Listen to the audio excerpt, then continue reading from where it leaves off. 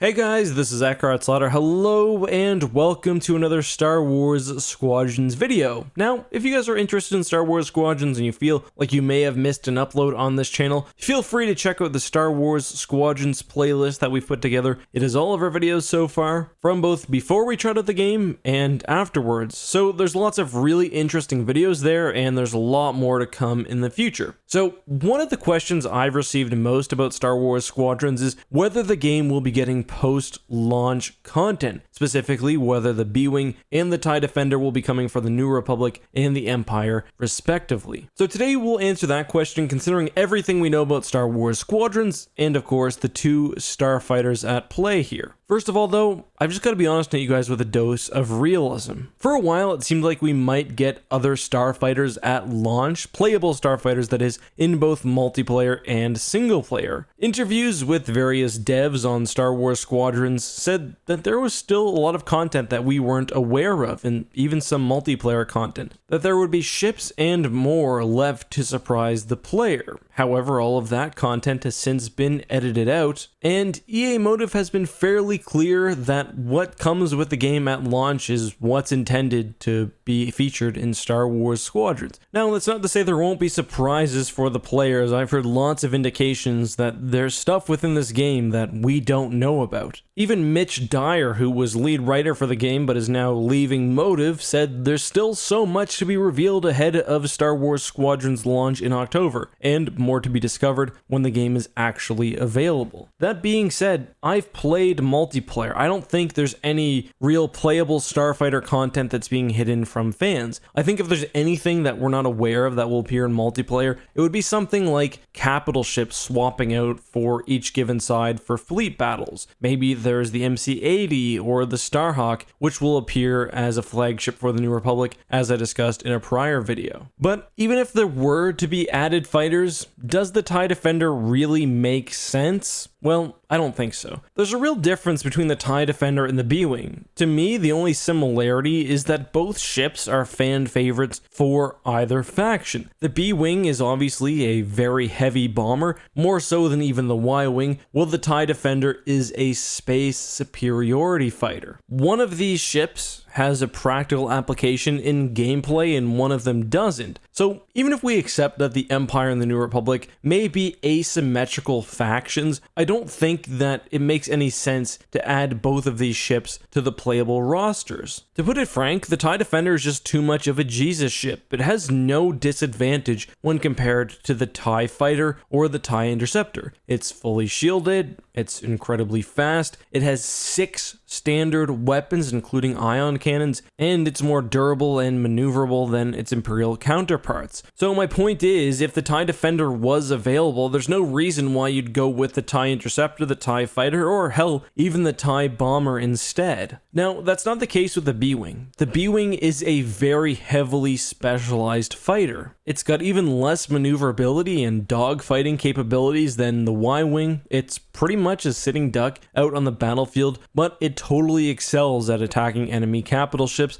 and really anything that manages to get right in front of it. The B-Wing works because you give up so much to have a very, very specialized fighter. The TIE Defender, on the other hand, is basically a stand-in for any other ship class in the entire Imperial Navy, and it probably does its selected role even better. So maybe instead of the TIE Defender, you'd want something like a heavy TIE Bomber. There's been various variants of that in both Legends and canon. Or maybe you want some sort of missile gunboat. If another ship is being added to the meta, you want to make it so it doesn't just duplicate the effectiveness of another ship or replace another ship. You want it to be completely separate and effective in its own right. At least that's what I figure. One option is that the B-Wing and the TIE Defender, or whatever ships are added, are sort of like hero ships for the New Republic and the Empire. I think that would be interesting. If one fighter is absolutely dominating the battle, maybe they get the opportunity to unlock the Jesus ship for their faction, the B-Wing or the TIE Defender. The problem is that those ships are still so different, I just don't think having them in the same ecosystem makes a whole lot of sense. There's also the fact that if you really want to make a heavy bomber, you can just make a specialized Y-wing loadout. You can customize every aspect of a starfighter. So if you want to make a Y-wing like craft, take all maneuverability from your engines, put it straight to speed, give up anti-starfighter lasers in favor of anti-capital ship weapons, and I'm talking about both lasers and munitions, and get a shield with a very high absorb rate, even if it means it doesn't recharge at the same speed. So you've essentially made a heavy assault Y-wing, which for all intents and purposes in this game is how the B-wing would operate. So if I were going to summarize, I think both the Y-wing and the TIE Defender are redundant in their own ways,